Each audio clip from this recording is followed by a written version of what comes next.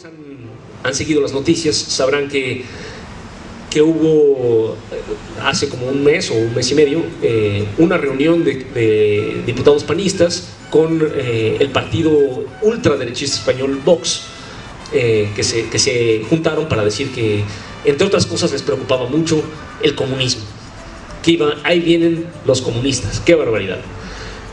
Donald Trump también hablaba así mientras fue presidente y mientras fue candidato. Decía que sus oponentes, que todo el que dijera cosas pues simplemente democráticas, básicas de la democracia liberal y los derechos humanos, era socialista o comunista, y juraba que Estados Unidos nunca sería comunista, queriendo decir que nunca iban a ganar ni siquiera los demócratas, que no tienen absolutamente nada de comunistas.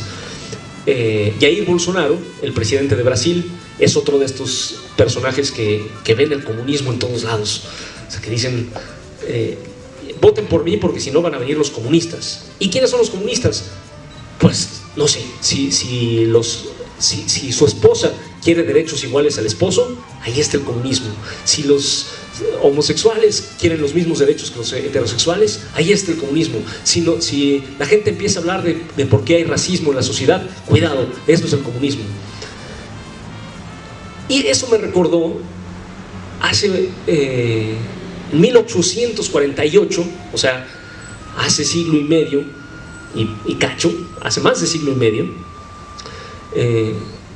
Carlos Marx y Federico Engels escribieron el manifiesto del Partido Comunista, y las primeras líneas, que son muy famosas, si ustedes leen ese libro que es importantísimo en la historia de la humanidad, dice: un fantasma recorre Europa, el fantasma del comunismo. Todas las fuerzas políticas de la vieja Europa, el zar y el papa, Metternich, que era el presidente el primer ministro de Austria, y Guizot, que era el presidente de Francia, se han unido en una santa cruzada para darle caza a este fantasma. Todos se acusan entre sí de comunistas, todos dicen que sus adversarios son comunistas, los gobiernos se acusan entre sí de comunistas, pero nadie de ellos es comunista ni sabe lo que es un fantasma. Ya es hora, decía el manifiesto, de que digamos que sí es el comunismo. Y estamos en una situación muy parecida. O sea, otra vez parece que tienen miedo a todo signo de progreso, porque ven en él las contradicciones de su sistema. Todos estos personajes que odian todo progreso, ¿no? Ellos ven en las ideales de la Revolución Francesa, que son la democracia, los derechos del hombre y también en la igualdad de la mujer, desde luego, y cosas así, las contradicciones de la sociedad tradicional. Y saben o intuyen, no sé si esa gente es capaz de saber nada, pero al menos intuyen como las bestias que son, que si se cuestiona la sociedad tradicional, pues ¿por qué no se va a cuestionar la sociedad de clases? O sea, ellos, por ejemplo, Trump le molesta que se hable de la historia de la esclavitud en Estados Unidos. Le molesta que se critique la historia que Estados Unidos tuvo esclavizada a la población de origen africano, a 4 millones de hombres y mujeres hasta el final, de origen africano, desde el origen de Estados Unidos en el siglo XVIII, en su independencia, hasta 1865, o sea, durante un siglo como país independiente y durante otro siglo antes como colonia estadounidense. Y a gente como Trump les molesta que se hable de la esclavitud, a pesar de que el Partido Republicano lo fundó Abraham Lincoln, el hombre que abolió la esclavitud en Estados Unidos, porque ellos se apropiaron esta extrema derecha se apropió del Partido Republicano que había fundado Lincoln, y lo convirtió en lo contrario. ¿Por qué tiene esto que ver con el comunismo? Bueno, ellos dicen, si empezamos a cuestionar, si empezamos a pensar cómo era la esclavitud, cuando había mucha gente que simplemente por haber nacido en donde nació, se veía forzado toda la vida a darle toda su capacidad productiva a otros para que vivieran en el ocio, y empezamos a decir que eso es una situación histórica que debía cambiar, y de hecho cambió, pues también vamos a concluir inmediatamente que vivimos en una sociedad donde la mayoría de nosotros le damos la totalidad de nuestro tiempo productivo a otros que viven en el ocio, y eso puede cambiar y va a cambiar. Entonces por eso Trump ve en cosas como la discusión de la esclavitud el fantasma del comunismo. Y sin embargo, los grandes partidos en contra de los que está Trump, por ejemplo el Partido Demócrata estadounidense, no tiene nada de comunista. O sea, es un partido imperialista, tanto como el Partido Republicano de Trump. Es un partido que ya inmediatamente, dado que es capitalista, ha tenido que traicionar sus propias promesas, incluso de igualdad racial, y ya está deportando emigrantes al mismo ritmo que lo hacía Trump. Ustedes no sé si vieron imágenes terribles de gente de la policía fronteriza, de la policía, ¿cómo se llama?, migratoria de Estados Unidos, a caballo, con látigos, persiguiendo emigrantes haitianos. Entonces se ven jóvenes negros a pie, latigueados por cowboys vestidos de militar en sus caballos. Es una imagen salida de los tiempos de la esclavitud. Y sin embargo este es el gobierno del demócrata Joe Biden. ¿Qué es entonces el comunismo? Si no es nada de lo anterior. ¿Y por qué tiene que ver con estas cosas? Después de acabar con este prólogo del fantasma que recorre Europa, Marx y Engels empiezan ya el texto propiamente dicho diciendo: la historia de la humanidad hasta nuestros días es la historia de la lucha de clases. Y empiezan con ejemplos históricos, como en la esclavitud los intereses de los esclavos eran totalmente contrapuestos a los intereses de los esclavistas. Los intereses de la burguesía durante las postrimerías de la Edad Media se contraponían a los intereses de los propietarios nobles de tierra, y esa contradicción de intereses fue lo que llevó a la transformación revolucionaria de la sociedad. ¿Qué es el comunismo entonces?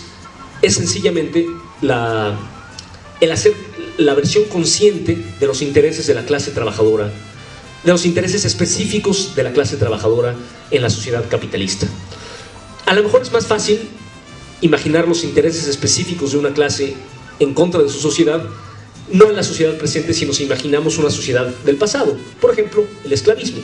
¿Cuáles serían los intereses de los esclavos? Pues una sociedad donde no hay esclavitud, para empezar, donde se prohíba que unos señores se apropien como de ganado de otros seres humanos, y eso quede totalmente prohibido e incluso sea castigado.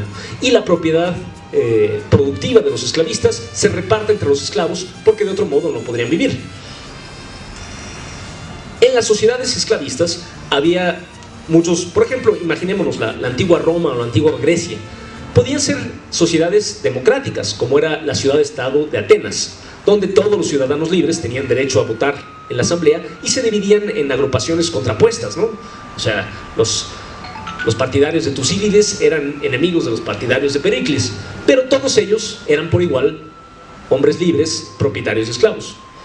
En Roma, ¿no?, estaban también los gracos por un lado y Sila por el otro lado, y hacían no solo oposición política, sino llegaban incluso a la guerra civil.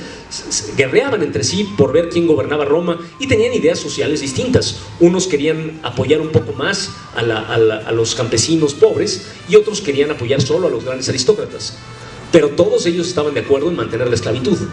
Una política de los esclavos hubiera sido, reconozco la diferencia entre ellos, claro que son diferentes, unos quieren apoyar más a los campesinos pobres y otros no, pero ninguno de ellos es mi gente. Ninguno de ellos es un político de los esclavos. Cuando surgió un verdadero líder de los esclavos, es medio mítico, es decir, no es tanto un personaje histórico porque se sabe muy poco, pero cuando surgió, por ejemplo, Espartaco, el líder de los esclavos, él sí no tenía nada que ver ni con Sila, ni con Mario, ni con Tucídides, ni con Pericles. Tenía una política propia totalmente distinta. Eso es el comunismo. Ahora, la política de la clase trabajadora, que es independiente y contrapuesta a todas las alas de la política, que acepta el marco de la propiedad privada de los medios de producción, que acepta el marco de la esclavitud asalariada. No exagero cuando digo que el sistema capitalista es esclavitud asalariada. ¿Qué es la esclavitud? Es cuando una persona no tiene otra alternativa que trabajar, que darle todo su tiempo productivo a otro, y no decide en qué va a trabajar, ni cómo, ni cuándo, sino que tiene que hacerlo para otro. Tiene que hacerlo Pues no, siempre tiene la opción de que lo maten, ¿no? O sea, dirías, bueno, si no quieres trabajar, no trabajes, no, pero te voy a soltar a mis perros que te van a despedazar, o que te van a mis soldados que te van a crucificar, pero pues allá tú, si no quieres trabajar, no trabajes. O simplemente no te voy a dar el rancho, no te voy a dar la comida y te vas a morir de hambre. Del mismo modo, en el capitalismo, uno puede decir, bueno, a diferencia de la esclavitud, ahora sí somos libres de que si queremos trabajar, pues trabajamos, y si no, no. Sí, nomás te mueres de hambre. O sea, como un asaltante que te dice la bolsa o la vida, pues en realidad no te está dando opción. Si la alternativa es morir, entonces no hay alternativa. Claro, tenemos tiempo libre a veces, pero está pensado que sea el mínimo necesario para descansar, reponernos y volver a trabajar al lunes siguiente. Hay partidos capitalistas contrapuestos y muy contrapuestos, son muy distintos entre sí. Algunos son muy malvados, o sea, como Trump y Bolsonaro, o peor, como los nazis o los fascistas que tenían el poder en Alemania y en Italia a principios del siglo XX, y que ahora todavía existen en pequeños grupos súper reaccionarios, como Vox, parecidos a Vox en España. Y hay partidos muy progresistas y de gente muy buena, porque no se trata de eso. Pero todos los partidos que aceptan el marco de la esclavitud asalariada, pues no son partidos de los trabajadores, que son los nuevos esclavos asalariados. El comunismo quería ser el movimiento consciente de los esclavos asalariados por la abolición de la esclavitud asalariada. ¿Cómo? Bueno, según la táctica depende del momento concreto, pero siempre pasa por la destrucción del Estado, o sea, de la autoridad, del poder de los esclavistas asalariados, de los esclavistas propietarios, y su reemplazo por el poder de los trabajadores. Ojalá esto sea pacíficamente, pero lo más probable es que tenga que ser mediante grandes revoluciones, como ha sido en la historia del mundo. El propio capitalismo no nació pacíficamente, sino que llegó a dominar mediante la violencia. Por un lado, mediante las revoluciones que destruyeron las viejas autoridades feudales, y por otro lado, dominó a la gente, convirtió en esclavos asalariados a la gente, expropiándoles, o sea, quitándoles sus medios de vida tradicionales, como pasó con los trabajadores agrarios de Zacapu, en la historia que les conté. Vivía un pueblo de pescar en una laguna. Llegan los capitalistas españoles, en este caso, de la hacienda de Zacapu, desecan la laguna y dicen, bueno, si no quieres trabajar para mí, no trabajes, siempre puedes morirte de hambre. En realidad lo que hicieron fue quitar las opciones. La esclavitud misma, aunque es un sistema muy antiguo, cobró, lejos de ser abolida por el capitalismo la asumió como propia, y en el siglo XIX fue un sistema dominante en muchos países, en el sur de Estados Unidos, en Brasil, en la Cuba que era todavía colonia española, mediante el secuestro, que era un sistema basado en el secuestro de miles de hombres y mujeres, ¿no? El secuestro y el mantenerlos secuestrados durante toda su vida, y a sus descendientes. Niños, bebés nacían en la esclavitud, y eso era dentro del marco del bendito capitalismo. O sea que no tiene los... no por decir capitalista quiere decir que ya todo va a ser libertad y libre mercado. Es paradójico que ahora algunas corrientes que se dicen libertarias usan mal esta palabra, o se apropiaron indebidamente de esta palabra. Esta palabra libertaria la usaban los anarquistas, y no solo los anarquistas, sino las diferentes corrientes socialistas. Yo digo que el marxismo es una corriente libertaria, verdaderamente libertaria, que está por la libertad y en última instancia por la desaparición del Estado y de todo poder y de toda autoridad. Pero para llegar ahí creemos que es necesario la igualdad social y la abundancia material. Las corrientes que ahora se dicen libertarias, que en realidad no son más que neoliberales con lobotomía, lo que quieren decir realmente es que están por la libertad, porque la minoría de la humanidad tenga la libertad de oprimir a la mayoría. Del mismo modo, si ustedes leen la historia por ejemplo, de la guerra de Texas, estaba viendo el libro de Taimo sobre el Álamo, los esclavistas estadounidenses que colonizaron Texas y que lo independizaron de México cuando México abolió la esclavitud, porque esa fue la razón de fondo de la independencia de Texas, hablaban mucho de libertad. O sea, los esclavistas que colonizaron un estado donde no había esclavitud y reimpusieron ahí la esclavitud, se llenaban la boca hablando de libertad, de libertad. O sea, precisamente lo contrario. Entonces, bueno, este tipo de palabras hay que tener. ¿Libertad para quién? Como los antiguos griegos hablaban de democracia. Pero ¿democracia para quién? Eran solo hombres y solo ciudadanos libres.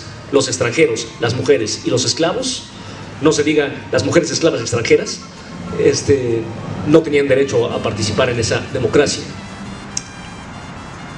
Creo que reconocer que eso pasaba entonces puede darnos una pista de lo que pasa ahora. No estoy diciendo que no haya que reconocer las diferencias sutiles o fuertes entre las diferentes tendencias políticas que aceptan el marco del capitalismo. Claro que hay diferencias y a veces los trabajadores tenemos que posicionarnos y defender tal reforma y defender tal medida contra los ataques reaccionarios, por ejemplo, de los panistas y los Vox.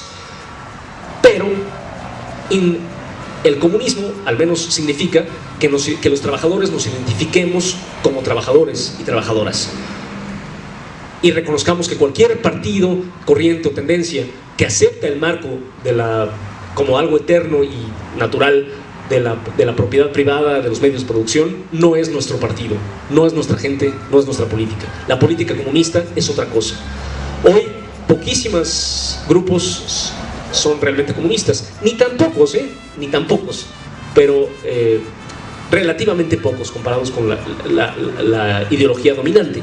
La ideología dominante, es decir, la ideología que la mayoría de la gente cree, es la ideología de la clase dominante en todas las sociedades. Si no, no podría seguir siendo clase dominante. Es decir, para que siga existiendo, siga reproduciéndose el capitalismo, la mayoría de la gente debe creer que el capitalismo es eterno, natural e inevitable, como antes creían que la esclavitud era eterna, natural e inevitable, incluso los esclavos. Así que, en conclusión, no existe pues lo que ellos ven como comunismo, lo que el Vox, incluso en los regímenes más radicales, como el de Venezuela, lo que ellos ven como comunismo no es más que intentos democráticos de lograr en algunos casos más independencia nacional, o un poco menos de corrupción, o un poco más de injerencia estatal para hacer más igualdad social, pero de ningún modo es la política de los trabajadores y las trabajadoras por su propia emancipación. Para que ese fantasma tome cuerpo, nos toca a nosotros los trabajadores darle cuerpo, porque si no, seguirá siendo un fantasma. Eso es lo que ellos temen y ojalá tengan razón en temerlo. A mí me da mucho gusto que se asusten tanto, me da mucho gusto que estén tan aterrorizados de ver el comunismo en todo gesto de progreso, en todo gesto de rebeldía. En cierto modo tienen razón. No va a haber verdadera igualdad de la mujer, porque por ejemplo, ningún estado capitalista se va a hacer cargo de la crianza de las nuevas generaciones, siempre se los va a dejar a las mujeres, mientras los trabajadores y las trabajadoras no tomen en sus manos la gran producción y las pongan al servicio de las necesidades humanas. Nunca se va a superar el racismo mientras haya clases sociales que necesitan justificar que unos vivan mil veces, millones de veces mejor que otros. Siempre van a encontrar e inventarse un pretexto. Es que, bueno, nosotros venimos de los barcos y ellos vienen de quién sabe qué. Mientras haya diferencias sociales, siempre va a haber racismo. Entonces, por eso, cada vez que alguien cuestiona el racismo, estos locos ven el fantasma del comunismo. Cada vez que alguien cuestiona el machismo, ellos vuelven a ver el fantasma del comunismo. Cada vez que alguien simplemente hace una historia crítica, por ejemplo, de la esclavitud o del sistema de castas, ellos dicen, ay no, porque son comunistas. Entonces, bueno, démosles motivos para tener miedo. Gracias.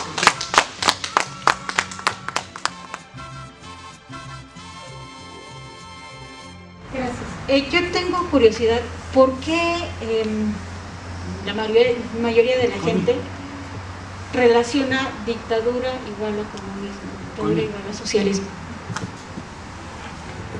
Bueno, hay dos motivos, hay dos niveles a esa pregunta.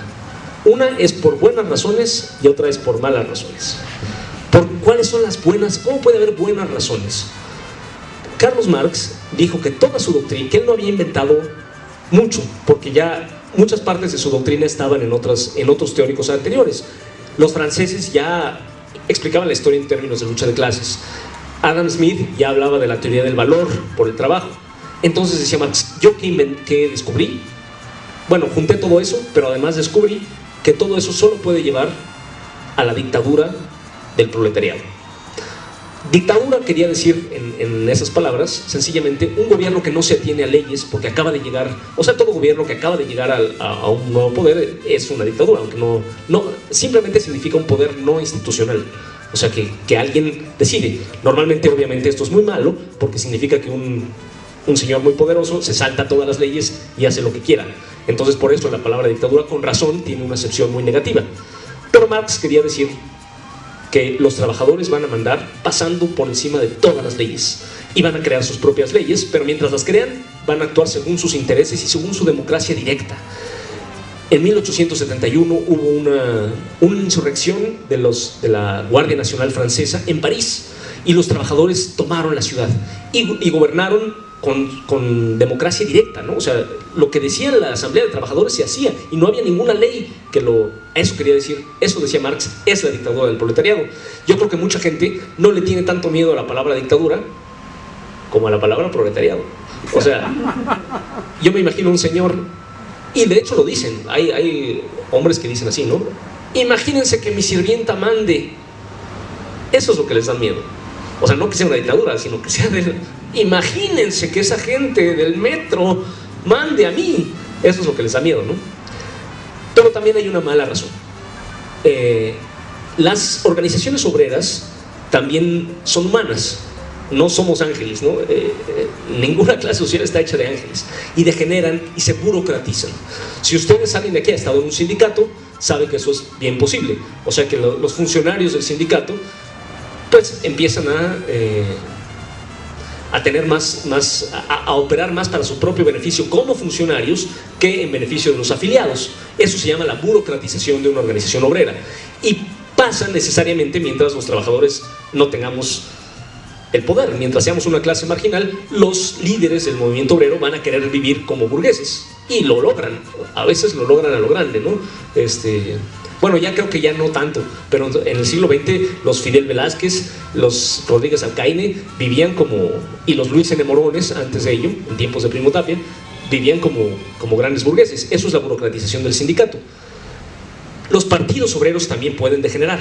La socialdemocracia, el partido que fundara los herederos de Marx, incluido Engels, se burocratizó a finales del siglo XIX y terminó aceptando, por ejemplo, la guerra mundial imperialista en 1914. Los partidos de oposición también se pueden burocratizar. Los bolcheviques tomaron el poder en 1917 sin perder la forma social de dictadura del proletariado, o sea, sin dejar de defender las formas de propiedad correspondientes al proletariado, que significa la propiedad colectiva. Puede pasar que los líderes de un partido supriman la democracia obrera y la reemplacen por la dictadura de la burocracia, o sea, de los funcionarios. Eso tristemente pasó en la Unión Soviética, no debido al comunismo, no debido a las ideas del comunismo, sino precisamente debido a que las ideas del comunismo decían que el comunismo es imposible en un solo país. La revolución obrera tenía que extenderse a todo el mundo para poder generar esta gran abundancia necesaria para producir el socialismo. No inmediatamente, pero tarde o temprano tenía que extenderse, porque si no, el Estado obrero podía burocratizarse como se burocratizan los sindicatos y los partidos.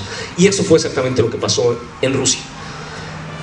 Después, grandes revoluciones, maravillosas revoluciones que cambiaron de raíz algunas sociedades, como la China en 1949 o la cubana en 1959. Sin embargo, también estuvieron organizadas de manera vertical y burocrática, no con la democracia de los consejos obreros, como fue originalmente la Revolución Rusa o la Comuna de París, sino con una dictadura de los funcionarios. Sí, la forma social que esa dictadura asumió era mucho más progresista que el capitalismo. O sea, esos revolucionarios expropiaron la riqueza de los capitalistas y crearon sociedades socialmente más democráticas que cualquier democracia capitalista. Los hijos o los nietos de los esclavos negros de Cuba eran médicos de un día para el otro. O sea, las casas, las grandes mansiones de los burgueses cubanos se repartieron entre la gente cubana y hasta la fecha siguen siendo de su propiedad.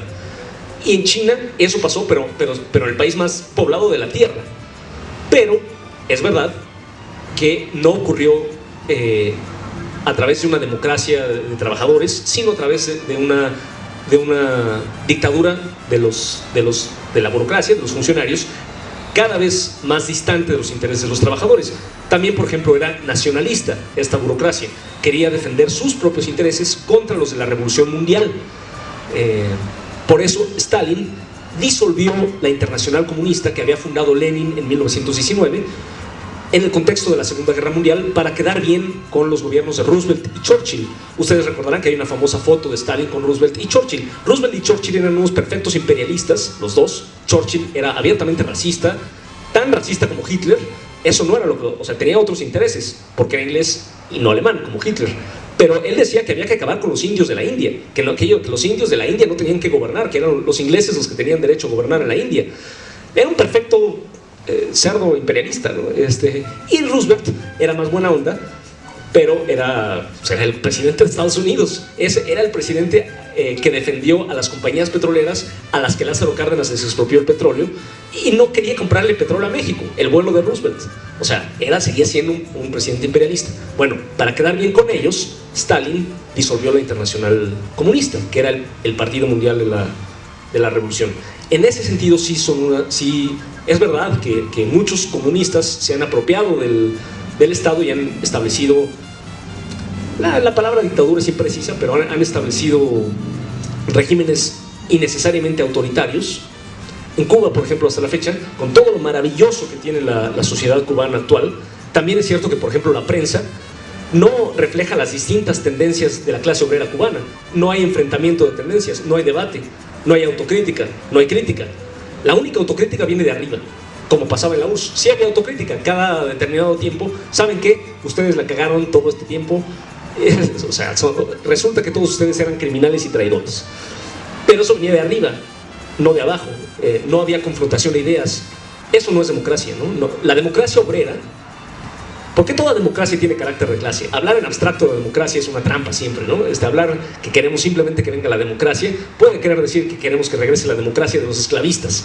No, la democracia obrera también exige confrontación de ideas, crítica, discusión, periódicos libres, partidos contrapuestos, partidos obreros contrapuestos, partidos revolucionarios también que sean contrapuestos, no un partido único necesariamente. Entonces creo que hay una muy buena razón y una muy mala razón por la que el comunismo se asocia con la dictadura.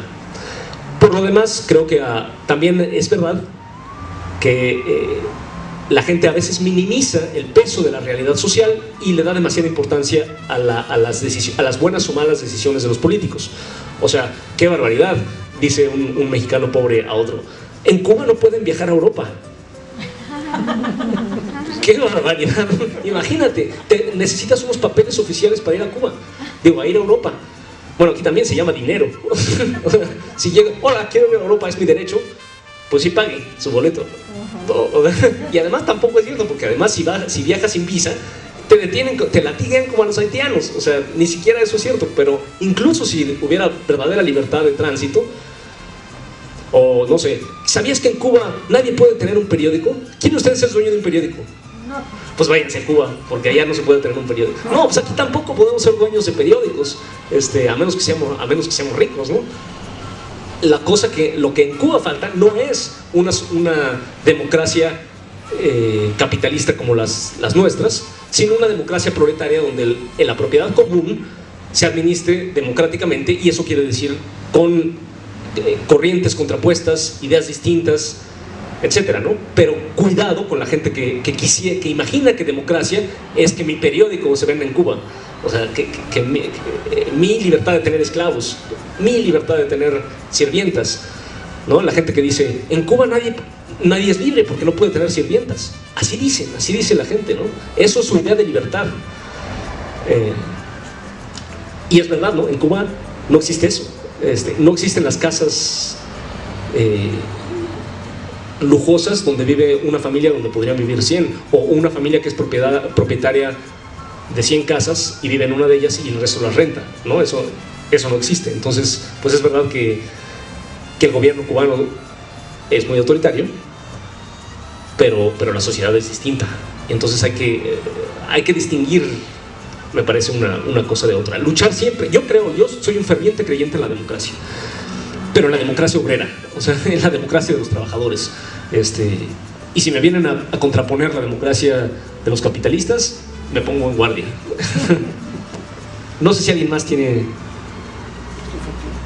comentario, pregunta. Bueno, traigo un par de ejemplares de un libro que escribí, que es una divulgación de la economía, de lo que es especial de la economía marxista. Se llama ¿Entiendes el valor o te vale? Y tengo un par de ejemplares, uno para la compañera que hizo una pregunta. Si alguien tiene otra pregunta o comentario, será... Buenos días. Habló de un personaje, dijo, se llama La Cuca, que era interesante hacer un libro igual. Ojalá que lo haga, porque fue muy interesante lo que comentó acerca de ella. Gracias. Pues tengo que decir que ese libro, bueno, no el libro que yo hubiera escrito, pero el libro que ella escribió, una maestra michoacana que se llama Verónica Oiquión, escribió un libro para el Colegio de Michoacán sobre la Cuca García. Los libros académicos luego no son fáciles de conseguir, pero bueno, tengo que decir que ese libro existe. Verónica Oiquión, la maestra Verónica Oiquión, escribió un libro sobre la Cuca García. Yo estoy dando una serie de conferencias, en realidad un curso sobre la historia de la izquierda mexicana. Uno de los primeros cursos lo dediqué por un lado a la Cuca García y por el otro a Elena Torres, que era otra luchadora, casi fundadora del Partido Comunista Mexicano, que después ella sí siguió, la Cuca fue después militante del Partido Comunista específicamente bueno, no toda su vida, pero muchísimos años, mientras que Elena Torres sí se fue por el lado específicamente de la lucha por la igualdad de la mujer. Incluso Elena Torres, que se había separado del Partido Comunista, no pudo encajar en el mundo del feminismo liberal burgués, ¿no? Había un congreso internacional ella organizó un congreso internacional de mujeres, pero al lado de las feministas estadounidenses, y le tocó chocar con ellas, ¿no? Porque ellas incluían a la esposa del presidente de Estados Unidos, e invitaban al presidente de Estados Unidos y al gobierno estadounidense mientras el gobierno estadounidense tenía ocupado República Dominicana, Haití, Nicaragua, y Elena Torres decía, bueno, sí, muy compañeras, muy mujeres, pero el gobierno de ustedes, que ustedes no quieren criticar, está matando mujeres dominicanas, nicaragüenses, entonces yo con ustedes no puedo llevarme. Bueno, me desvié del tema, pero Elena Torres es otra personaje muy interesante. Y después de otra generación un poquito posterior, las quiero mencionar porque son personajes fantásticas que les recomiendo estudiar. Consuelo Uranga, la escritora chihuahuense, y Benita Galeana, la activista y memorialista, autora de memorias guerrerense, cuyas vidas son también muy inspiradoras y llenas de aventuras y de lecciones también, como las de Primo Tapia. Ahora que mencionaste esta última parte de que tienes un curso de la izquierda en México, ¿qué parte de la historia del Partido Comunista y de las organizaciones de izquierda podrías resumirnos así, rapidito? Bueno, hay muchísimo, ¿no? Cada parte. Yo me he tratado para hacerlo, aunque estoy consciente de que los verdaderos protagonistas de la historia son las masas, a veces sin nombre, sin rostro, porque se perdieron, no se puede registrar, ¿no? Las grandes masas anónimas. Creo que contar la historia solo con ellas, solo mencionándolas a ellas, nos hace sentir que es muy abstracta. Entonces a mí me gusta aterrizarla en personajes de los que se puede saber sus gustos, sus anécdotas, sus cosas. Y entonces yo me he especializado en las biografías de los militantes de izquierda. Y algunos de los más fascinantes son artistas, otros son obreros, como Valentín Campa, por ejemplo, ¿no? Pero otros son artistas como Diego Rivera, David Alfaro Siqueiros, escritores como José Revueltas, cuyas vidas se me hacen muy interesantes.